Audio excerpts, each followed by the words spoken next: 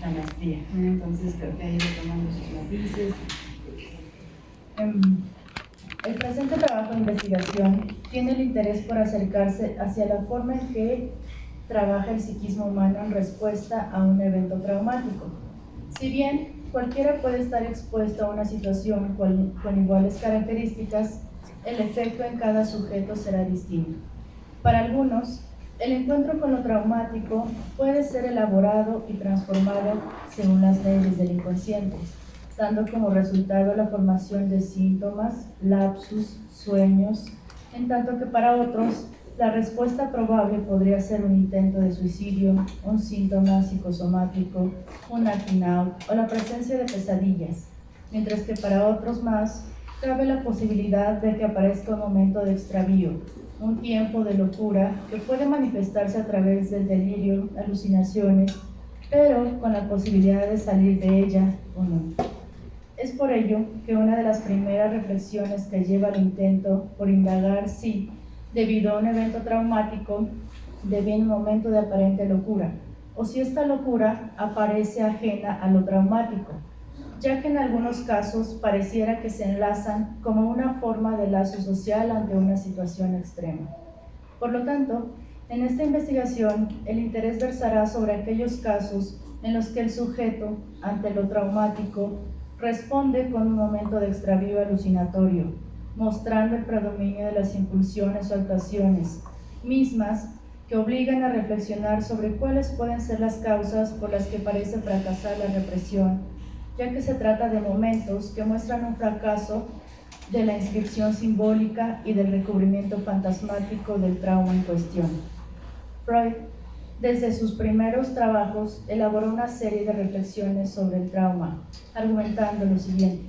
No es raro que en la histeria corriente hallemos, en lugar de un gran trauma, varios traumas parciales, unas ocasiones agrupadas que solo en sumación pudieron exteriorizar efecto traumático y forman una trama en la medida en que constituyen los capítulos de una historia de padecimiento.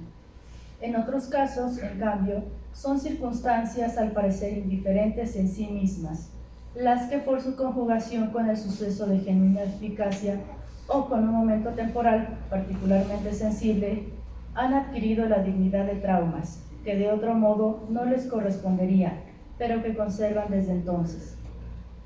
A partir de dicha afirmación, es posible deducir que el trauma psíquico no puede pensarse como la respuesta inmediata a un evento, sino que tendría que considerarse la forma en que un evento se liga al psiquismo de un sujeto, en tanto que escritos más adelante retoma sus planteamientos y menciona que no se debe esperar un único recuerdo traumático y como su núcleo una única representación patógena, sino que es preciso estar preparado para encontrarse con series de traumas parciales y encadenamientos de hilaciones patógenas de pensamiento. En ese mismo trabajo, Freud plantea que los traumas son con los que él se ha encontrado en la histeria, ha sido posible llegar por vía asociativa, ya que se encuentran infiltrados en el inconsciente. Por lo tanto, padecen de las leyes del mismo.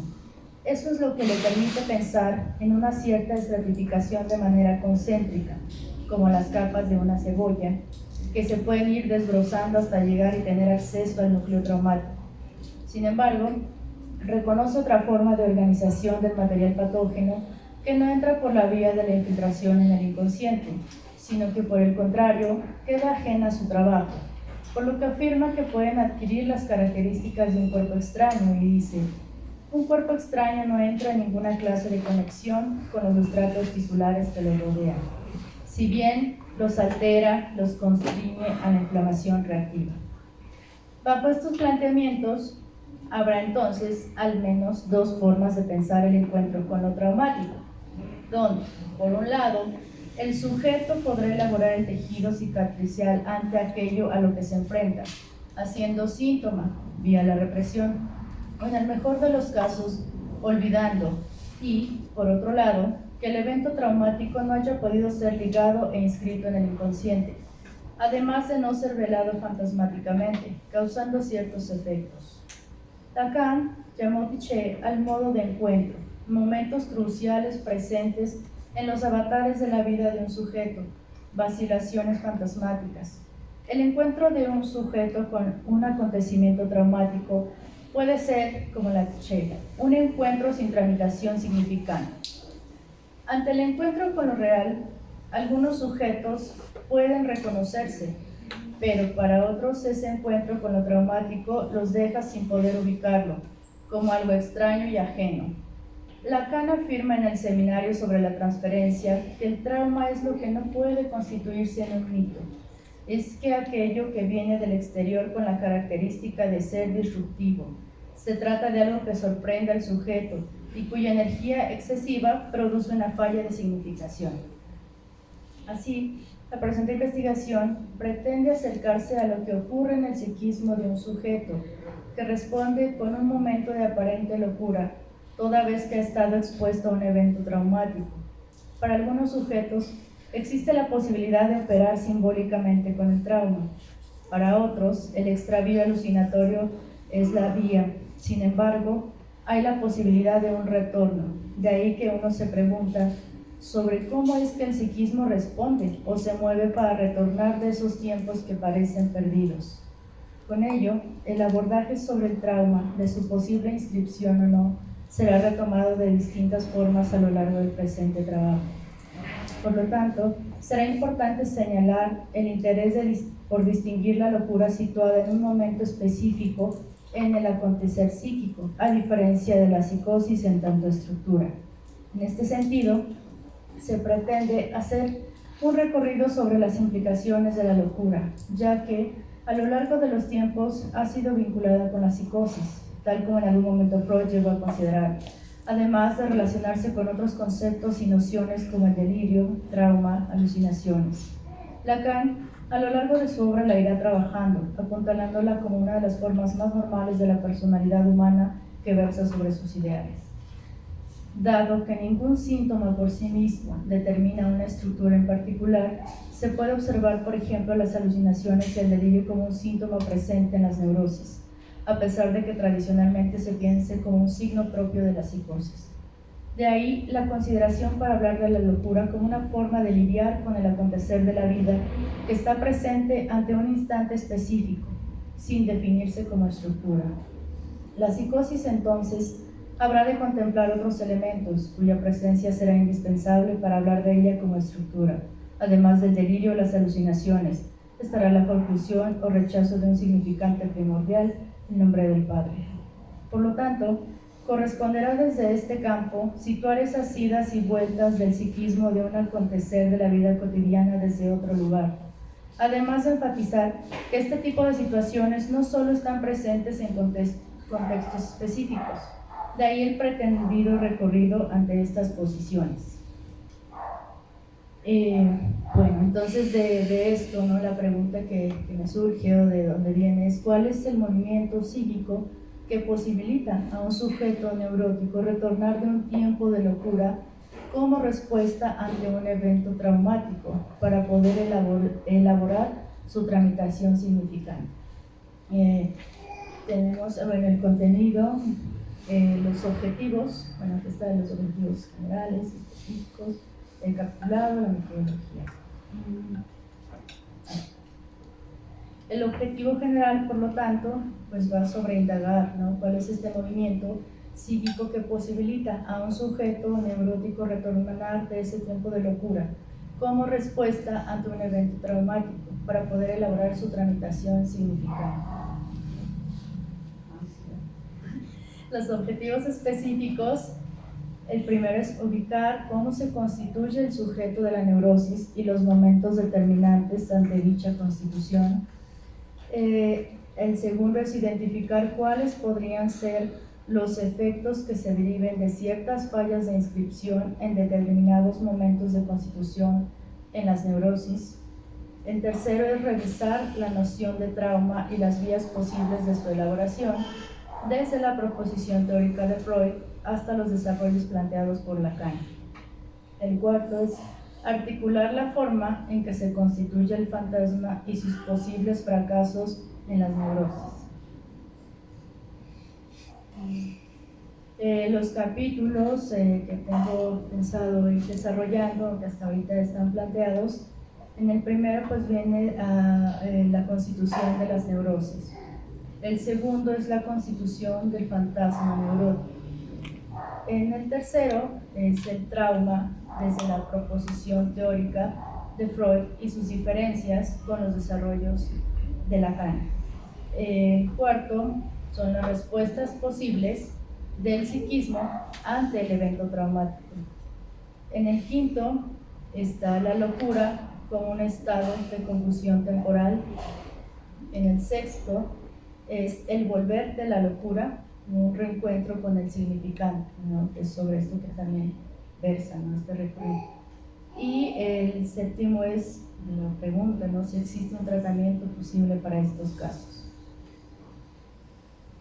La metodología, el recorrido que se pretende llevar a cabo para el presente trabajo será a través de la investigación bibliográfica, además de la articulación con la clínica psicoanalítica a partir del análisis de un caso clínico, planteándose de la siguiente manera: revisión y análisis de las propuestas de Freud y Lacan, análisis sobre la teorización de algunos autores secundarios que trabajan la noción de trauma y su tratamiento, y la articulación de la clínica a través de un caso y de viñetas clínicas presentadas por algunos autores.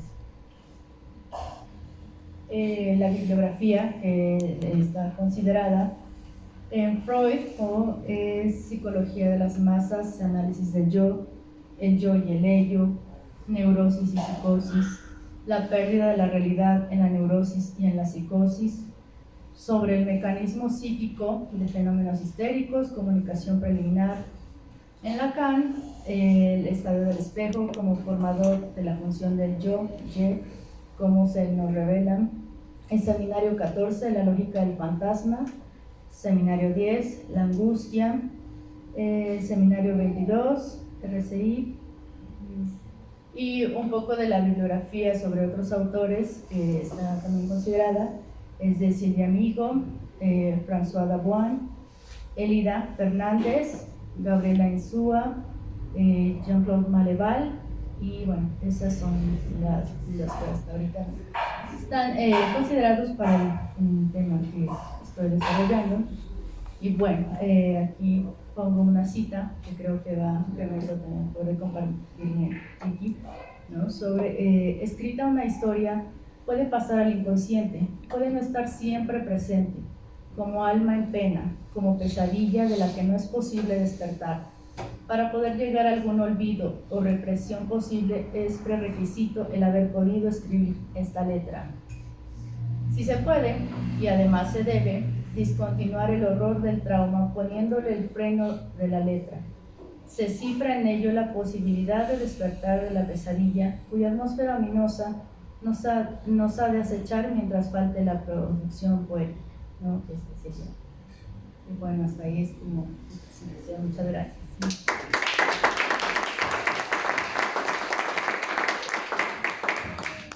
Gracias. Nuevamente les suplico reserven sus preguntas para después de la presentación de Vane. Y bueno, agradecemos a la familia de Gio que nos está acompañando de forma remota, y también a la familia de Vane que nos está acompañando de forma presencial, ¿no? Así que bueno, pues bienvenidas. Y Vane, por favor.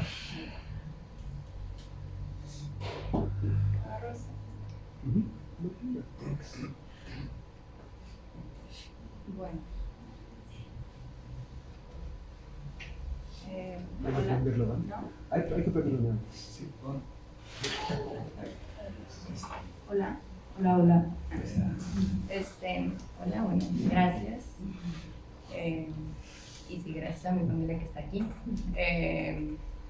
Hace poquito me puse a leer mi anuario de graduación de la secundaria y lo puse, gracias a Dios y a mis papás. y sí, gracias al gran otro por su deseo que me hizo estudiar. Ahora estoy aquí, pero ahora quiero agradecer a mis otros pequeños, con O minúscula, por todo. Bueno. Mi título ahorita en lo que va es la libertad en la existencia. la imposibilidad de goce como modo de apertura de un posible margen de libertad para el sujeto. Soy Vanessa y Sebas me está asesorando. Ahorita, bueno, de entrada quiero decir que sí, no estoy diciendo que el sujeto vaya a ser sujeto libre. No como voy a hablar de eso, más bien es como un margen de libertad, a lo que me imagino que voy a... Ahí está. Ok, les voy a hablar de mi argumento, más o menos la estructura que tengo planeada para el trabajo, que fuimos ahí trabajando Sebas y yo.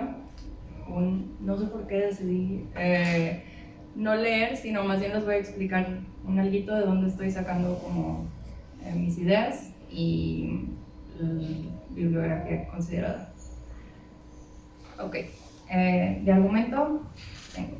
Con la entrada del significante se articula la pérdida, dejando una marca que enuncia las posibilidades e imposibilidades de goce subsecuentes para la vida del ser hablante. En el recorrido de la pulsión se pasaría de la idea a la que se somete el fantasma y la proliferación de lo simbólico con el que se pretende satisfacerla a la asunción de condiciones del goce en lo real como margen de libertad. ¿Cómo operaría un margen de libertad en el inconsciente en términos de posibilidad e imposibilidad de goce? Tenemos como planeados 3 ejes ahorita para estudiar. Primero, alienación y separación, para ir viendo cómo se constituye el sujeto, pues qué onda con el condicionamiento simbólico que ya está desde ahí, esto de el desvanecimiento que por la identificación con lo que quiere el otro y todo esto.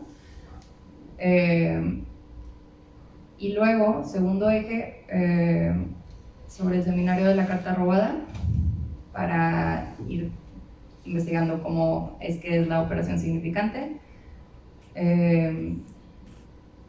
hacer como énfasis en que la letra no olvida, es como una frase que viene ahí en el seminario, hablar como del real y el azar, que también viene ahí, y otra mirada a la afanisis, pero ahora como de desvanecimiento, pero en tanto la libertad como en ese acto que sucede. Al rato les digo. Y ya al final, con la topología, para hablar del trazo unario y lo imposible, y el campo de extimidad, donde están las letras, y ahí habría, creo, un terreno de novedad. Ok, objetivos específicos, explicar alienación y separación y su efecto lógico en el sujeto, explicar el significante y su operación, articular el trazo unario con lo real y la imposibilidad, y definir cómo operaría un margen de libertad en términos de posibilidad e imposibilidad de goce. Creo que está como puntual. Índice tentativo, pues introducción, otra vez el sujeto, efecto lógico están como ahí pasados, pero bueno.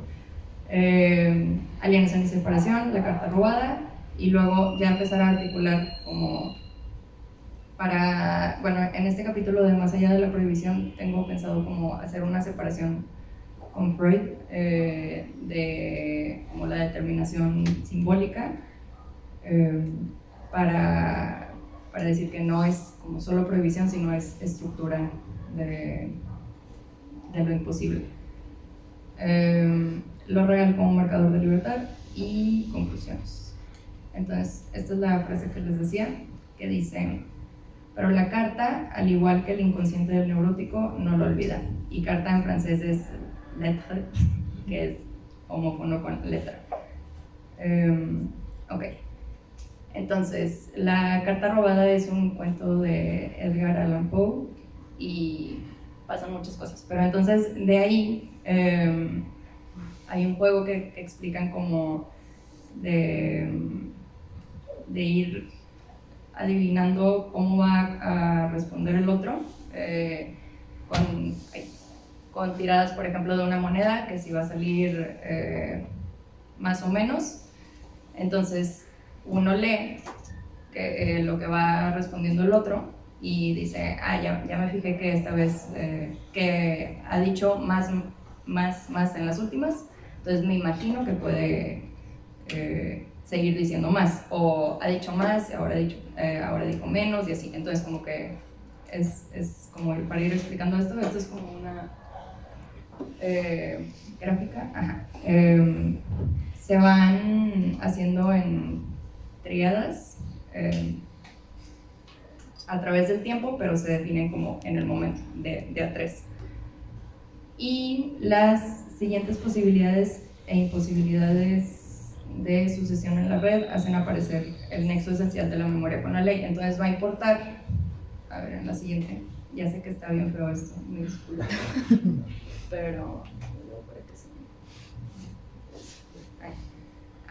entonces puede ser menos,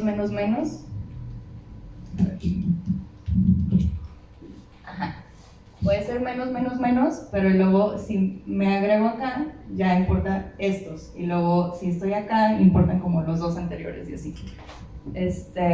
Lacan los va definiendo como si son simétricos, ¿sí? Disimétricos, y también dice si son constantes o alternantes. Y entonces de esos triadas les va a asignar letras, alfa, beta, gamma, delta, si van saliendo simétrica con simétrica es alfa, simétrica con disimétrica beta y así. Entonces a partir de eso se va a ir haciendo la sucesión de alfa, beta, gamma, delta, determinando las posibilidades de distribución. Entonces si se fijan, o sea, esto parece como que una tirada al azar, pero luego se les van asignando los números y ya va importando para decir si es disimétrico y disimétrico y eso qué letra sería, para terminar significando una de estas letras. Entonces, el tercer tiempo, esto es como lo importante, está sometido a la ley de exclusión que exige que a partir de alfa o delta no pueda seguir más que alfa o beta, porque la condición de estas letras es que tienen que empezar o con simétrico o con disimétrico, y que a partir de beta o gamma no pueda seguir más que gamma o delta. El segundo tiempo es con efecto retroactivo, entonces tal vez como que no importa tanto, pero luego ya que ya pasa el tercer tiempo ya como que adquiere su significado. El cuarto tiempo también determina los anteriores, ahorita vemos un ejemplo. Y lo importante que se me hace de aquí es que el primer tiempo también, o sea, sí marca toda la sucesión que sigue, es imposible de olvidar. Y luego, esta también es una cita de la carta robada que dice: porque no pretendemos con nuestras alfa, beta, gamma, delta extraer de lo real más que de lo que hemos supuesto en su dato, es decir, en este caso nada, sino únicamente demostrar que le aportan una sintaxis ya solo con transformar este real en azar. Entonces, hay las leyes de determinación simbólica que van a definir si un objeto es apropiado o no para usarse a fin de obtener algo azaroso, que si de alfa puede seguir beta o no o así. Y aunque sea azar, cuenta con la delimitación simbólica que le aporta como esa sintaxis. Pero entonces aquí, en el intervalo entre lo que es en el primer tiempo y lo que proyecta en el cuarto tiempo, primer y cuarto tiempo, abre un agujero que dice Lacan que es de caput mortum, que es cabeza muerta, y que pues tiene que ver con como lo acéfalo y el no, como no va del saber. Y también ahí en la carta roda dice que el sujeto aparecería en el intervalo. Estas cositas nada más es que si definimos el primer tiempo y el cuarto tiempo, podemos inferir que hubo antes, porque eran triadas. Pero entonces después sí empiezan a ver como letras que ya no se pueden. porque si hay una letra que exige que empiece con disimétrico, no puedes poner una letra que empiece con simétrico. Y las de abajo son como, también pudo haber sido eso. Bueno, y estaba leyendo de él le da una lectura, porque acá en la carta robada se dice que estos tres niveles se pueden leer como real, simbólico e imaginario, pero no dice cuál es cuál. Y Alfredo dice que el primero es el simbólico, el del medio es el real y el de abajo es el imaginario. O sea, como que el de abajo son como que las posibilidades, el simbólico es como que lo que debería de suceder y lo del medio es ya las letras prohibidas. Y entonces, por esto es por lo que estoy pensando esta tesis, que es que con este juego de más menos, para que no sepa el otro qué voy a hacer ahora, dice, esta es una cita: mi esfuerzo en cada instante será sugerir al adversario la existencia de una ley que preside cierta regularidad de mis jugadas, para arrebatarle su captura las más veces posibles por medio de esta ruptura. Cuanto más libre se haga este comportamiento de la parte de regularidad real que a pesar mío se esboza en él, más éxito tendrá. Entonces, de este, por ejemplo, la ley que preside, ya lo vemos en esto, ¿no? Y en el cuarto tiempo hay como, ya hay la determinación. A propósito de la captura, para eso voy a primero explicar lo de alienación y separación. Y pues ahí cuanto más libre se haga el comportamiento, no es que él sea libre. Entonces, dice, ahí en la carta robada da este ejemplo, que, o sea, por decir, yo estoy jugando con Gio y veo que está pues, poniendo más o menos, y luego yo me doy cuenta y digo, pues ya me di cuenta cómo va a hacerle Gio. Ahora va a dar más, ahora va a dar menos. Pero el problema es cuando Gio se da cuenta que yo ya me di cuenta y dice, pues me voy a hacer la tonta de que yo no sé que ya me está leyendo y voy a lanzar otra cosa. Es el segundo tiempo. Hacerse objeto para engañar. Pero en estos dos, como, no sé si son tiempos, creo que en el texto decía grados. En estos 2 grados sigue estando como la reflexión y el pensamiento de qué es lo que está pensando el otro, qué es lo que quiere y así. Entonces, en el tercer grado dice que como en esto de cuanto más libre se haga este comportamiento, más éxito tendrá. Dice que hay que pasar, o sea, Gio tendría que pasar de ser considerado un sujeto que objetiva, o sea, que ella ya se dio cuenta, a prescindir de sí misma como pensante y someterse al azar como esfuerzo para evitar ser capturado por el otro. Sin cálculo previo, saber hacer por lo que post mortum. Y aquí algo es que, por lo que decía lo de la otra mirada a la afanisis, es que ese acto no le puede ser atribuido, porque si lo estuviera pensando de antemano, sería estando todavía como en el segundo grado. Para que sea como un acto de azar, no puede ser pensado, no puede ser de su yo, y estaría como en la desaparición. Y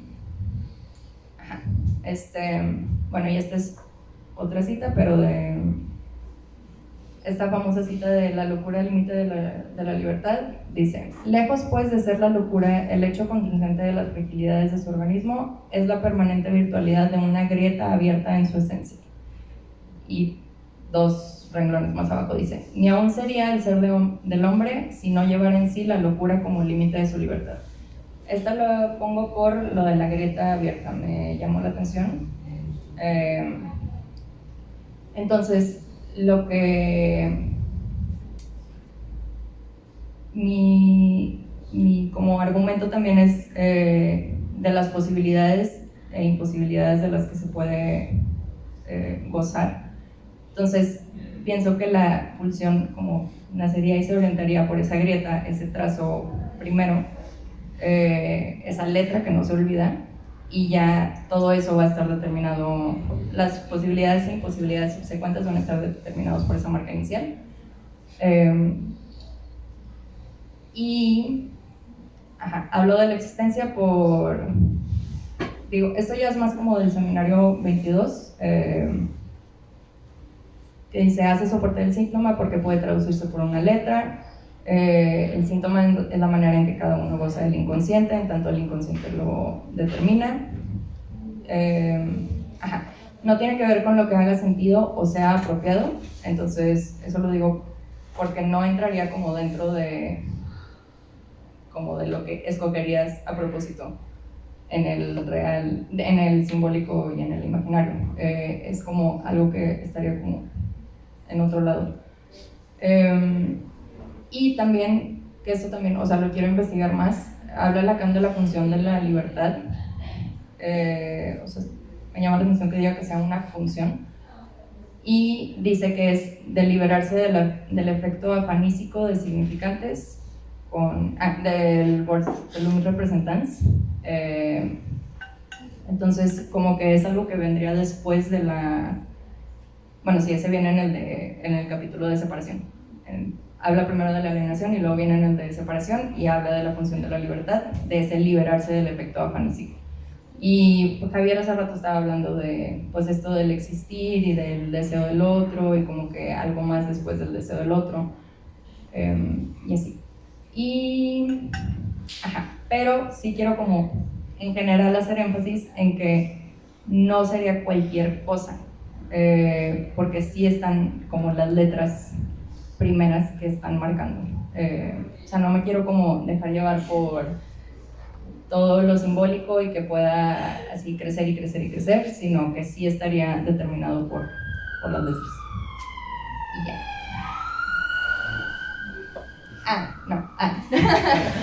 Ya de eso. Sí, tengo pensado leer Carta Robada, son muchos seminarios, pero son como 2 capítulos de cada uno.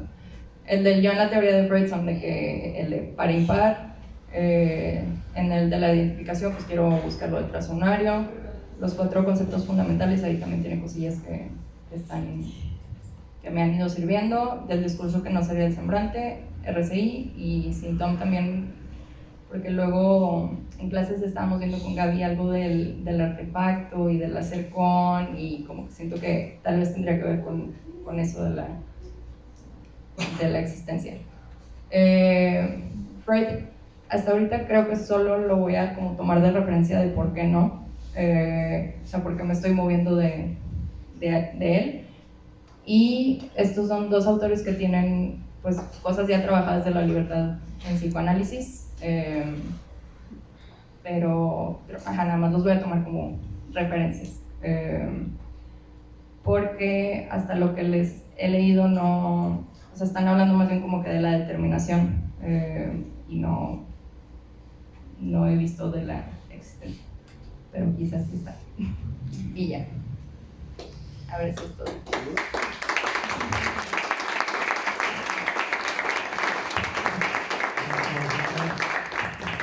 Bueno, pues, ¿quién quiere comenzar?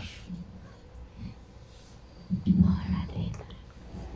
llama la libertad.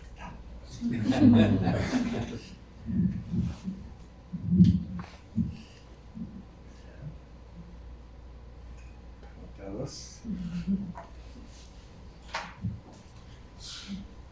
Yo como mera pregunta, Vale, cuando dices, hablaste de la libertad, luego dijiste que en términos de la posibilidad o imposibilidad de goce, ¿qué es eso? No lo vi ahí tu desarrollo, ¿no? Más bien te fuiste a las leyes estas de, entiendo yo, como del azar, pero ¿dónde quedó eso? ¿Por qué lo pensaste, la imposibilidad de goce y la libertad? Pues porque el goce tiene que ver con lo imposible, pero también Porque creo que sí hay como un efecto liberador de como la aceptación de la imposibilidad de querer gozar de algo. O sea, como el ejemplo que me dio Sebas es, todos dicen que este termo es el mejor y a mí me debería de gustar este termo y a mí, y tipo este termo y así, pero nada más no me gusta. O sea, tengo como algo en mis letras me impide como que mi pulsión pase por ahí. Entonces, la imposibilidad de tanto como hay ahí como el límite de esa, como del camino por ahí, y posibilidades pues, de lo que sea. Pero también, o sea, lo he ido rascando, pero todavía no lo tengo trabajado, de esto de lo posible es lo que es, no sé, lo que es escribirse, pero luego por eso nunca, no sé, lo tengo escrito, pero no lo traigo ahorita preparado. Pero, ajá, lo estaría enfocando eventualmente hacia como la escritura, creo, porque estoy hablando como de las letras también. Yo lo pienso diferente, ¿eh? O sea, bueno, te sigo, no como imposibilidad de goce, sino como posibilidad de no gozar. Sí. O sea, sí, ¿qué es? Poner un límite al goce. Ajá. Es que yo creo que ahí, no sé, hay la confusión, hay imposibilidad de gozar. ¿Cómo? Sí, más adulto. Tal vez estaba, yo también me quedé pensando en el tema, no lo tengo pensado, pero no sé si Vane ahí se refiere a la imposibilidad de goce, a ese goce que tiene que estar excluido, o que es, digamos, no hay goce del otro, digamos, ¿no? Pero ese goce imposible, como uno de los goces, tiene que estar prohibido. Es decir, el goce del otro como goce incestuoso, como goce absoluto, es imposible. No obstante que sea imposible, debería ser prohibido, dice Lacan, 7, pero a su vez ese goce imposible no deja de tener efectos en la estructura, porque lo anhelamos fantasmáticamente, ¿no? Y porque a veces joderían tan. Claro, pero digamos, un goce que es imposible, el goce incestuoso, el goce como absoluto, sin falta, ¿no? Gozar absolutamente es imposible. Bueno, pero esa imposibilidad que debe ser prohibida da lugar a goces posibles, ¿no? Un poco con la teoría de los goces en Lacan. Ahora, me quedaba pensando en la sintaxis de la carta, no de la carta robada, la sintaxis en general, ¿no? La sintaxis en los sistemas lógicos o en nuestra gramática, no lo quiero llevar por ahí, la sintaxis lo que nos permite es hacer combinaciones que son posibles y otras son imposibles. Lo mismo en nuestro lenguaje, en el español, nosotros tenemos combinaciones sintácticas posibles y otras son imposibles, ¿no? Esto es lo que nos da las leyes, que son leyes de la sintaxis, posibilidades de combinatoria. Digamos, no me sale ningún ejemplo, pero en español hay combinaciones que son posibles y otras que son imposibles. 4 consonantes. Bueno, ahí está, El Salvador, claro, digo, no se me ocurre ninguna, pero la sintaxis, en general en los sistemas lógicos o en el sistema gramatical, lo que nos da es combinaciones posibles o imposibles. Ahora, me parece que vos estás yendo más allá de las leyes de la sintaxis, cuando sitúas la existencia, porque la existencia es lo que queda por fuera de las leyes que luego serán las que me permitan combinaciones posibles o imposibles, ¿no? Así que no sé si te seguí muy bien con el tema. Me quedé con esa idea y no sé si va para ahí. Digo, y me parece que habría que definir la libertad, ¿no? ¿No? Digamos, bueno, me olvidaba lo principal, digamos. Por ahí nos tendríamos que poner de acuerdo un poco en relación a eso, ¿no? Sí, fíjense que... Bueno. Que cuando Vane se acercó con la tesis, que ella venía con el tema de la libertad y todo eso, y cómo pensarla en psicoanálisis con todo lo problemático que es. Entonces pensábamos que una posible alternativa es pensar, digámoslo así, qué tan libre es el inconsciente, en el sentido de si el inconsciente puede operar caóticamente, ¿no? Entonces eso nos lleva a pensar que el inconsciente opera precisamente por una cierta articulación sintáctica, y esa articulación sintáctica da unas ciertas posibilidades al sujeto, y entre esas posibilidades de gozar de ciertas cosas, y hay otras que necesariamente están limitadas y prohibidas, que era lo que ella trataba de explicar con esto, ¿no? Y entre una de las maneras que tenemos de referir esas prohibiciones de la sintaxis es con el incesto, efectivamente, ¿no? La prohibición del incesto es una manera de referir el hecho de que a alguien le es factible gozar de ciertas cosas, ciertas mujeres, pero no de todas las mujeres. Entonces hay al menos una que estaría prohibida, que es la madre, pero eso habla justamente del ordenamiento que el inconsciente introduciría, ¿no? Y eso es como lo que Vane ha ido como leyendo, lo que entendí que trataba de transmitirles. Pero efectivamente el punto ahí que viene de complejidad es cuando la libertad se articula con la existencia, ¿no? Y es efectivamente cuando ya no hay manera o no se encuentra una letra que pueda ordenar o decir tal o cual cosa, ¿no? Que pueda, por ejemplo, digamos que tiene que ver con ese punto de castración del otro, en donde ya el sujeto no tiene el mapa para localizarse o decir algo, referirlo, en fin, ¿no? Entonces, en esos puntos donde ya no hay ese referente, porque ya no hay letra escrita, y el sujeto se topa con ese punto donde ya no hay letra escrita, entonces empieza a operar ese margen de libertad en ese campo de existencia. Pero lo que justamente pensábamos, y hacía un comentario de esto también la semana pasada en un trabajo de maestría, que la consecuencia de eso es que el sujeto tiene que desvanecerse, porque ya no tiene el cómo representarse en esas letras o en los significantes, etcétera, etcétera. Entonces, el alcance de esa libertad es consecuente con su desvanecimiento, y ahí Vane hablaba un poco sobre la afánesis también. Y entonces más o menos eso es como lo que la tesis intenta articular, que solamente la libertad se capta en esos puntos de la barra del otro, y entonces la consecuencia de atrapar esa libertad es el desaparecimiento del sujeto. Hay un ejemplo que da Lacan justamente a propósito de esto del seminario 11, entre la libertad, ¿cómo es? La bolsa La bolsa de vida. Ajá, la bolsa de la vida, pero hay otro que tiene que ver con la libertad, ¿no? La libertad o la muerte. Ajá.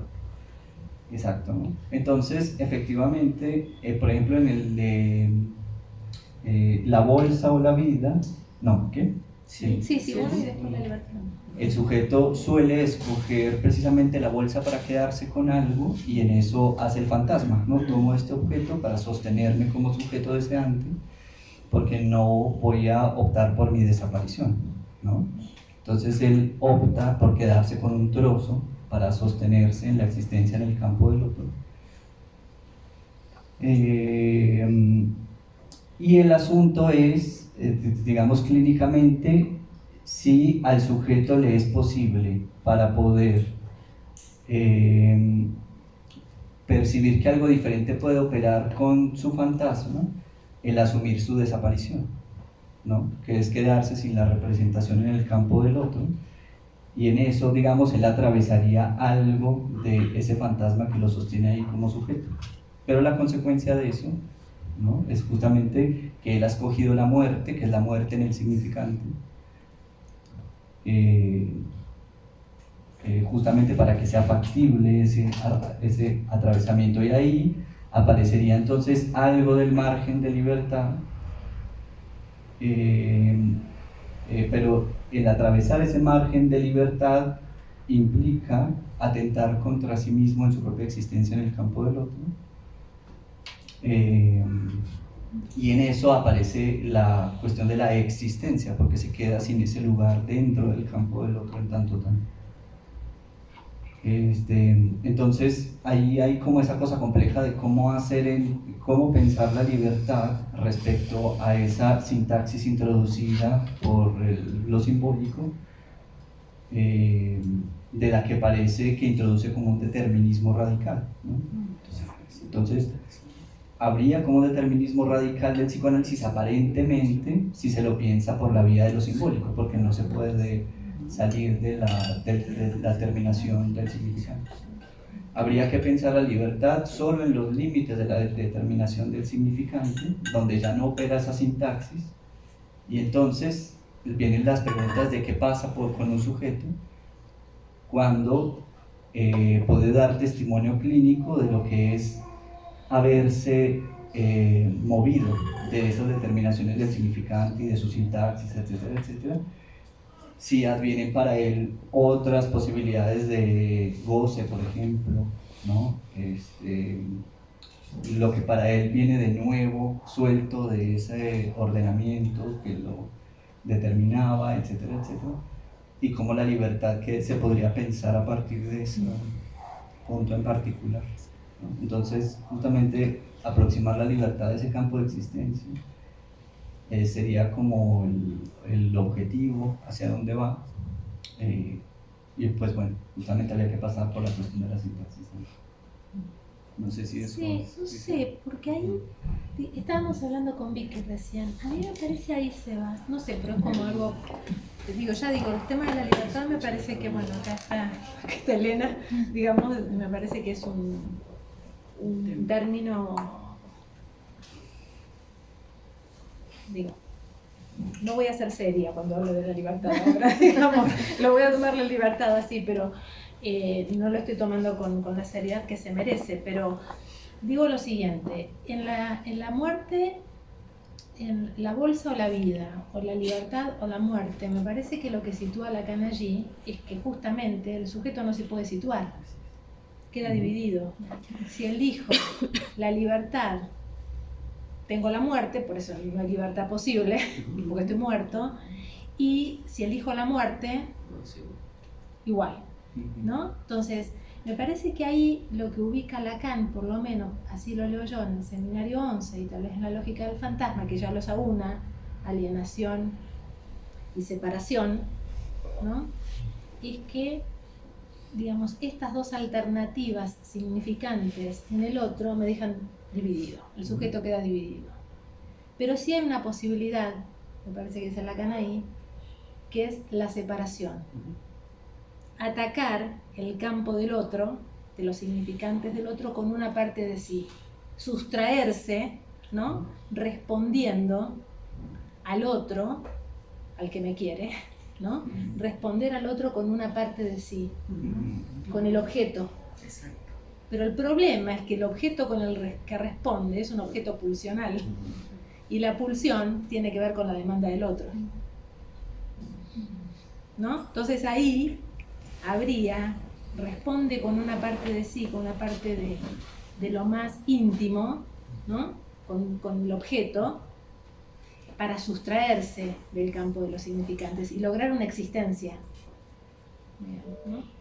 Que no es solamente significante. Claro, entonces ahí no sé si la libertad va por ahí, digamos. Digo, me quedo pensando en esto, sí me quedo pensando en lo que dice Vane de el Saint-Homme y la creación, hacer, ¿no? Con algo de lo propio, de lo singular, coloquemos lo que colocamos ahí, una creación como respuesta. Algo que no estaba, ¿sí? Como dice Lacan 93, un artefacto que el sujeto crea y que responde al otro, con algo del orden de la invención, no sé. Es un poco tal vez esotérico lo que estoy diciendo, pero, pero se me ocurre que por ahí hay una posibilidad con esto mismo que decía Vane, ¿no? Pero bueno, no sé, pero ahí está. No, a mí lo que yo creo que es un problema dificilísimo, la verdad. Creo que el tema de la libertad no había sido abordado con tanta seriedad como lo hace Alouche, por ejemplo, ¿no? Y yo creo que por ahí él tiene una lectura de Lacan, que en algunos momentos habla de la libertad sin duda, pero que no, digamos, no lo hace tanto como lo hace él, en el texto este del círculo mágico, ¿no? Es el círculo mágico, unos locos se sublevan, ¿no? Y para él entonces la libertad está en el loco. El que es libre es el loco. Claro. Y pone miles de ejemplos, ¿no? De una cantidad de llamados ¿Tomando locos. Hegel ahí un poco? No, más bien Reagan, toma, Hegel. Ah. de una cantidad de locos que dice pues nunca realmente han sido, nadie los puede entender, ¿no? Y acaban una y otra vez sublevándose, ¿no? Entonces, bueno, ese es otro camino de lectura que también lo hace con Lacan.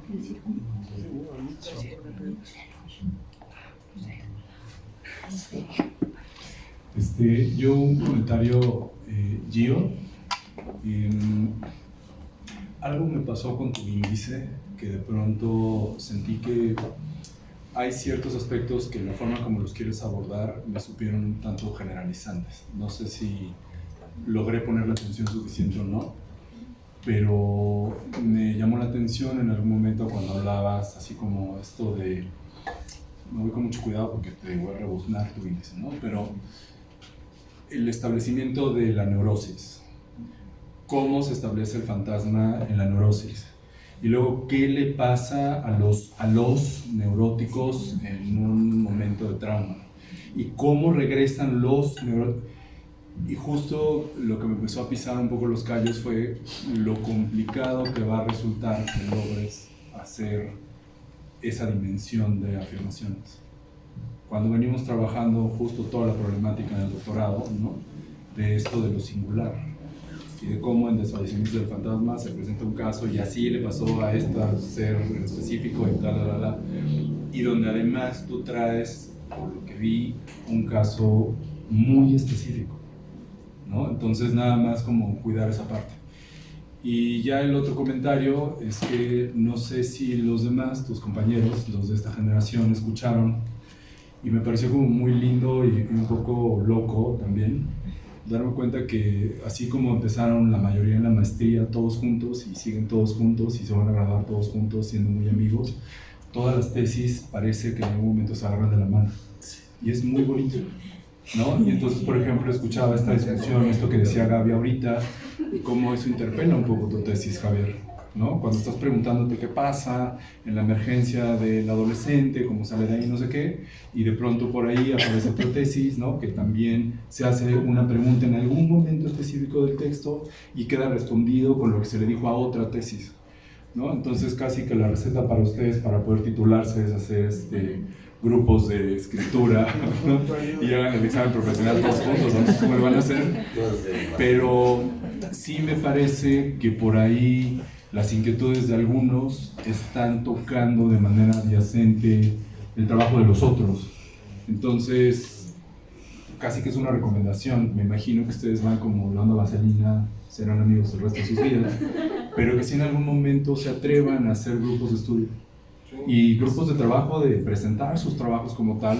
Vamos porque, a hacer una clínica, Iván. Sí, podría ser, ¿no? O un club, no sé, una coreografía, pero lo que sea que les permita escuchar a sus compañeros, ¿no? Y con las preguntas que se están haciendo, afrontarse y enfrentarse a las preguntas que se están haciendo ustedes.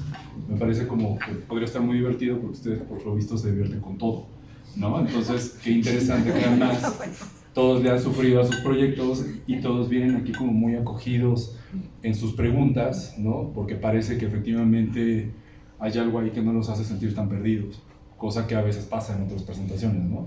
Que los compañeros llegan como a presentar sus proyectos de tesis y Dios guarde, quién sabe qué les va a pasar con eso, ¿no? Y aquí no, aquí parece que sí están como muy acogidos en ese sentido, y que por cierto lo otro que también llama la atención es como en algunos casos sus propios directores de proyecto saltaron a la granada, muy apasionados también, muy vinculados, muy compenetrados, muy comprometidos con sus propios proyectos, ¿no? Y me parece que eso también urge, y es que le entren con sus directores, busquen a sus directores y trabajen y escuchen lo que les tienen que decir, porque me parece que hay por ahí unos diálogos que hay que puentear para que justo el proyecto logre eso que ustedes mismos quieren, ¿no? Entonces es como un comentario muy hippie, pero me sonó como, bueno, todos juntos. Sabes, Vane, yo pensaba, porque te vengo escuchando esta inquietud desde hace mucho tiempo, esa cuestión de la libertad, ¿no? Y es que cuando empezamos a estudiar, no empezamos, cuando estamos ya clavados en el psicoanálisis y oímos esto del inconsciente como el discurso del otro, y pensamos en, voy a decirlo de una manera muy burda, pero como en esta infancia determinando el futuro del sujeto, lo que sea, parecería que estamos absolutamente determinados por el otro, ¿no? Y yo creo que no, yo creo que no solamente Lacan, sino que el propio Freud, y ahí me llama mucho la atención que dices, bueno, Freud lo voy a ver porque pues, casi que ya ni modo, pero en realidad me interesa. Porque yo creo que es Freud el que empieza a decir, si bien es cierto que hay un determinismo ahí en el inconsciente, o desde el inconsciente, hay una elección del sujeto. Y dice Freud, esa elección es inconsciente, pero finalmente es elección. Y ahí es donde hay un margen en donde cada uno de nosotros se la juega. Porque si no, no se entendería nada. O sea, uno diría, si tenemos los mismos papás y somos 5 hermanos, pues los 5 hermanos deberíamos ser iguales. Pero resulta que cada uno de nosotros pone énfasis en su oreja y escucha. Es como si, se me ocurre a mí, como que destiláramos, ¿no? Las palabras, los tonos de voz, las miradas, qué sé yo, y cada uno va eligiendo, de tal manera que yo no creo que exista la libertad, pero también estoy hablando a lo estúpido, perdonen ustedes porque sabrá Dios qué es eso. Nunca he estudiado la libertad como concepto, yo creo que de eso seguramente vimos a ver más filósofo por excelencia, ¿no? También tenemos a Elena, otra gran filósofa, ¿no? Pero bueno, pero la libertad como tal pues es un sueño al que aspiramos todos, ¿no? Pero que desde luego creo yo que desde Freud, por eso yo, ya sabes que soy freudiana, siempre ando peleándome por Freud, pero creo que es él el que nos va indicando que efectivamente no hay un determinismo absoluto, no somos efectos mecánicos del fantasma de nuestros padres, etc., sino que nosotros elegimos, no solamente el azar, sino nosotros. Y yo, pues, ¿qué te puedo decir? Nos ha costado mucho trabajo porque aquí hay un empeño de Gio en algo que ya voy a aventarme la granada, como decía, que tiene que ver con su experiencia, ¿no? Con haber visto a alguien absolutamente brotado y después alguien que está en nuestra cotidianidad. Y esa es su gran pregunta. ¿Qué pasa con un psiquismo humano capaz de atravesar por momentos verdaderamente terribles en la vida y después volver a estar acá en la vida significante, como decía yo, ¿no? Bueno,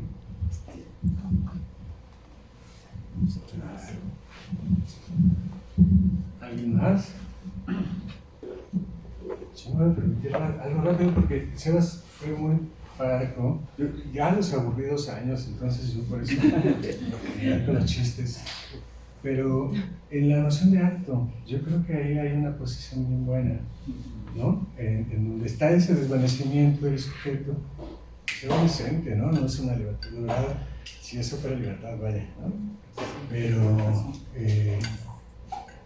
es interesante, ¿no? O sea, como que al menos tengo presente al Husserl y cosas que uno escucha, donde no hay memoria, no hay registro de lo que pasó, ¿no? Y punto, ¿no? O sea, se actúa, punto. ¿No? Y la semana pasada sí lo dijo Sebas, hoy sí. No se quiso repetir. Pues, ¿alguien más quiere decir un chiste en lugar de... Nos damos entonces 5 minutos para, pues eso, invitar a los profesores a que pasen acá al frente, dejar en paz a Vane y a Gio, y pues pasar ya a un acto de clausura y podernos tomar una foto aprovechando que casi todos se bañaron.